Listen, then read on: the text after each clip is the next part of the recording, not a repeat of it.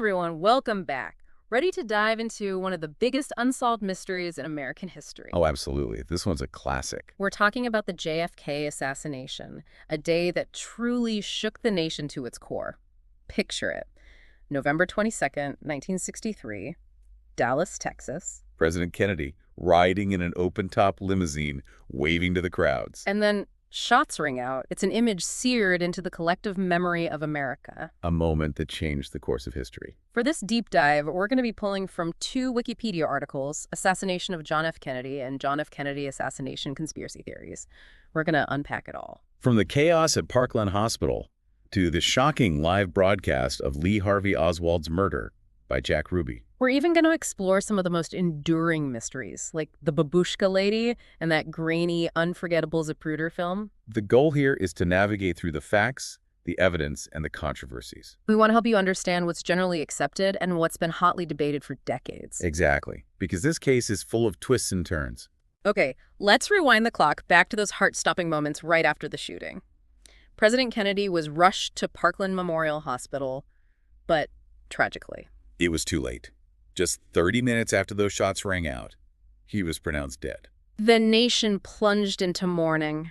The world watched in disbelief. It's one of those, where were you when you heard the news moments?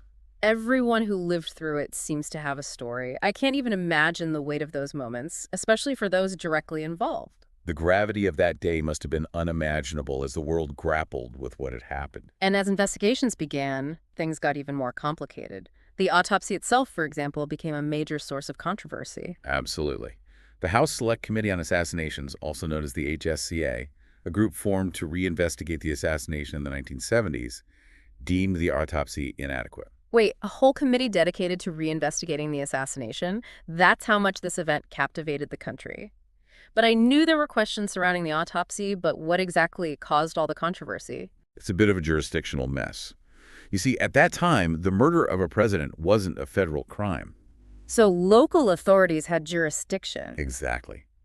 When Kennedy was shot, the Dallas County Medical Examiner insisted on performing the autopsy right there in Dallas. Even though Kennedy's aides wanted it done elsewhere? They did, and it practically became a standoff.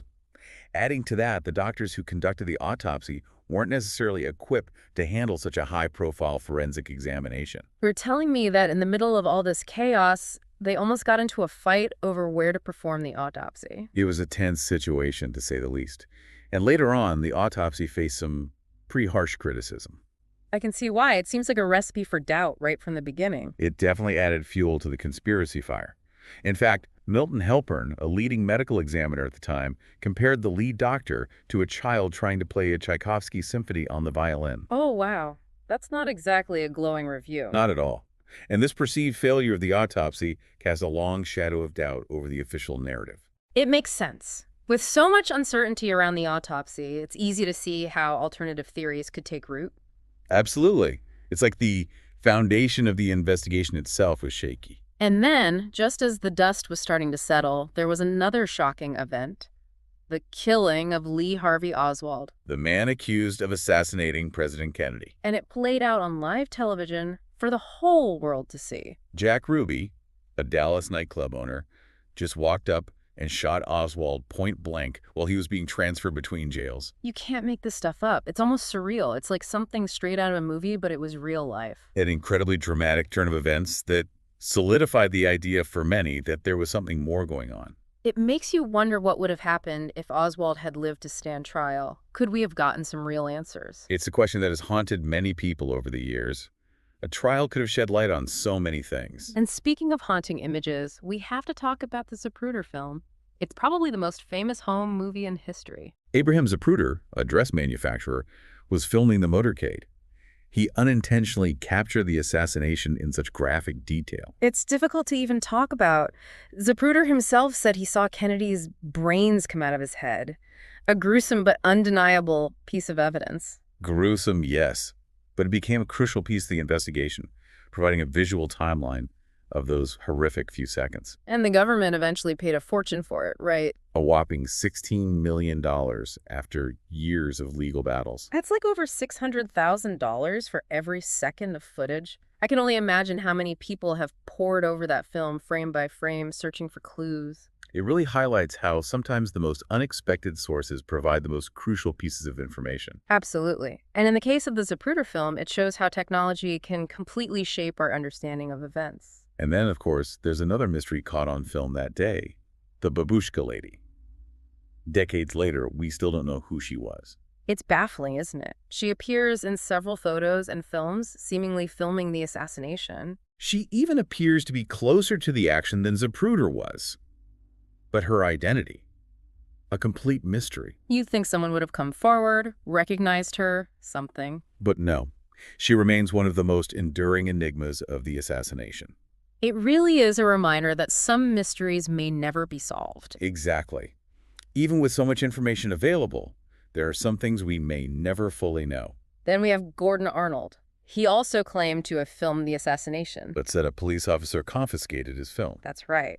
But author Vincent Bugliosi, who wrote that massive book about the assassination called Reclaiming History, called Arnold's story a fabrication. He pointed to the lack of photographic evidence to back up Arnold's claims. It seems like everyone has a theory about what happened that day. And with good reason, right? Sure.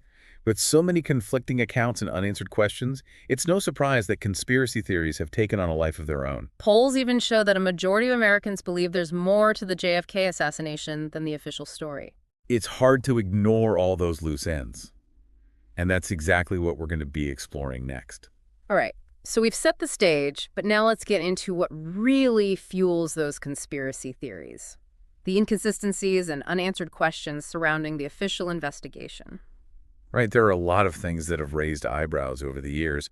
It even led the House Select Committee on Assassinations, the HSCA, to conclude that there was a probable conspiracy. Wait, the HSCA, the group that reinvestigated the assassination back in the 70s, actually thought there was a conspiracy? Why?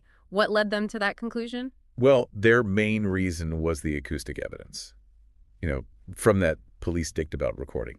They thought it suggested there was a shot from the grassy knoll. Oh, the grassy knoll. That's like conspiracy theory central when it comes to JFK. So they thought there was a second shooter. Yeah, that's what they thought. But here's the thing.